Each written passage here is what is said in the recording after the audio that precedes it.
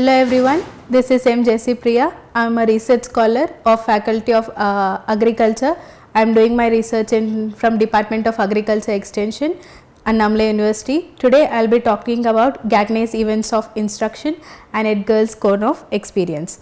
We will start with the instructional design. Instruction design, which is also known as instructional systems design, is the practice of systematically designing, developing and delivering instructional materials and experiences which could be both digital and physical in a consistent and reliable fashion towards an efficient, effective, appealing, engaging and inspiring acquisition of knowledge.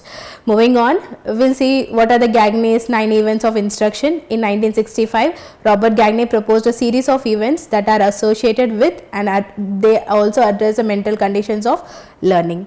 And we will see the Gagne'S theory of instruction. Gagne'S model of instruction design is based on the formation of information processing model of the mental events that occur when adults are presented with various stimuli and focuses on the learning outcomes and how to arrange the specific instructional events to achieve the desired outcomes. The goal of the whole Gagne'S events are Gagne'S 9 events of instruction model helps trainers, educators and instructional designers structure their training sessions. The model is a systematic process that helps them develop strategies and create activities for instructional classes. The 9 events provide a framework for an effective learning process.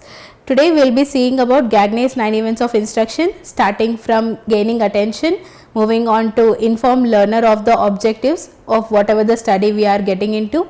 Prior learning, will assess what they have learnt in prior, moving on to present content, what we are intending to teach them, provide guidance regarding whatever the needful, and practice. Regular practice always brings out great results. Provide feedback so that we can improve for the further sessions and assess the performance of the people and enhance retention and transfer to the job.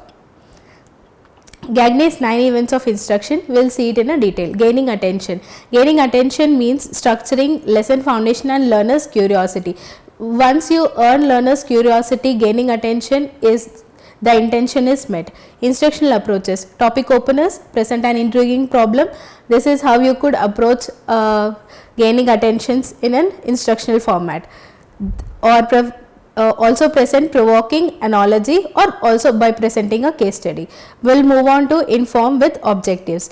Allow learners to frame the information regarding whatever they are being taught of. The instructional approaches with which the objectives could be informed are question and answer sessions, discussions, demonstration and objective lists.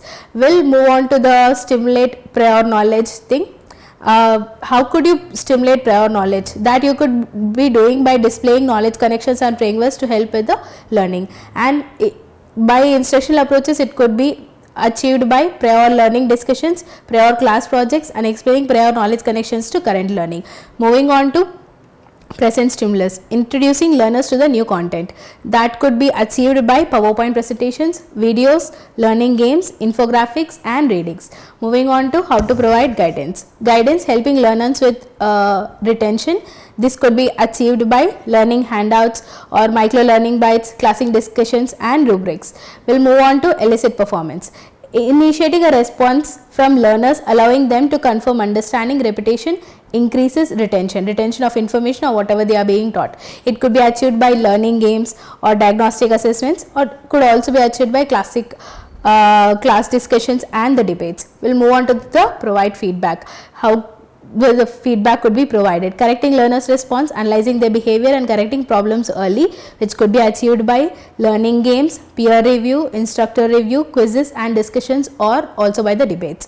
Moving on to how we could assess the performance. It could be by determining mastery level and general data progress, which could be achieved by exams or graduation projects, presentation and products. Enhanced retention, ensuring skills and knowledge are implementation. Instructional approaches. How this could be achieved is using job aids, online support or assist learners with reinforcement ideas. And now we will move to Edgar Dale's cone of experience. Edgar Dale's cone of experience. Dale's cone of experience is a model that incorporates several theories related to instructional design and learning process. During 1960s, Edgar Dale theorized the learners retain more information by what they do rather than what they hear, read or observe. Today, this learning by doing has become known as experimental learning or action learning. Moving to the cone of Edgar, it could be seen here the amount of retention that could be achieved by reading, hearing, viewing images, watching videos, attend or exhibiting sites, watch a demonstration, participate in hands-on works or workshops, design collaborative lessons, stimulate model or experience a lesson, design or perform a presentation or do the real thing. Here we can see by reading the retention is 10% of what they read. When it comes to hearing, it is 20% of what they hear, 30% of what they see and 50% of what they see and hear. When it comes to participating in hands-on workshops and design collaborative lessons, 70% of what they say and write is the retention thing, and according to Edgar Dale's cone, 90% of what they do is the maximum where the retention happens, because when it comes to participation, design collaboration, simulation model or design performance or a presentation, that is by doing the real thing, we can see that there is analyze, define, create and evaluate is applicable. But when it comes to just reading and hearing, it will be just define, describe, list and explain. When it comes to images, videos, exhibit sites or watching a demonstration, it just the outcomes just happens to be demonstrate, practice, but it happens only effective when you do the real thing, that is by doing whatever it is intended to do. Moving on to importance. The cone of experience was the most important contribution of Edgar Dale in the field of IT. In the cone, he explained interrelations of several audiovisual materials and their positions in learning progress. Implications in teaching and learning, how this could be implemented in teaching and learning. The Dale's cone of experience helps teachers to plan different kinds of learning experience in order to create the most effective learning environment for the purpose of studying and also studying the geographical contents. The direct purposeful experience. The cone of experience is started with direct purposeful experience at its base. How does it improve students' understanding? We'll see how this improves students. Dale's cone of experience provides teaching and learning models that allows teachers to understand how to increase the retention rate of learners by involving the learner. Unless and if you don't involve the learner in whatever you are teaching, the retention rates can't be achieved to the maximum. This means that while learner participates and gets involved in the learning progress by expression, they awaken the sensory organs, thus maximizing the retention. How can instructors use a cone of experience? According to Dale's research, the least effective method at the top, that is by reading or whatever we have seen here.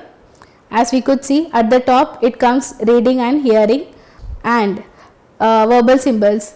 According to Dale's research, the least effective method at the top involves learning from information presented through verbal symbols, that is listening to spoken words. The most effective methods at the bottom involves direct purposeful learning experiences such as hands-on or field experience. Direct purposeful experience represent reality or closest to the things to reveal every day.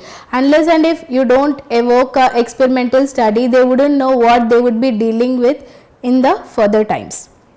And the cone charts, the average retention rate for various methods of teaching has been given. The further you progress down the cone, the greater the learning and the more information is likely to be retained. It also suggests that when choosing an instructional method, it is important to remember that involving students in the progress strengthens the knowledge retention. It reveals that action learning techniques result in up to 90% of retention. People learn best when they use perceptual learning styles. Perceptual learning styles are generally sensory based. The more sensory channels possible in interacting with a resource, the better chance that my students can learn from it. According to Dale, instructors should design instructional activities that build upon more real life experiences rather than lab ones.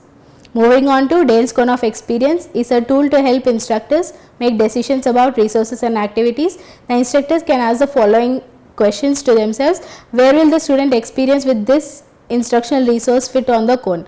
How far is it removed from the real life? They will have to analyze the whole cone and see how their teaching method will help the students and where they stand in the level of cones. How does the instructional resource augment the information supplied and by the textbook? What and how many senses can students use to learn this instructional material? That could be that should be one of the things noticed by the instructors. And does the instructional material enhance learning? These are the things that instructors need to consider while they are working with the Dale score of experience, and by considering these they can make it an effective tool among the students. Thank you.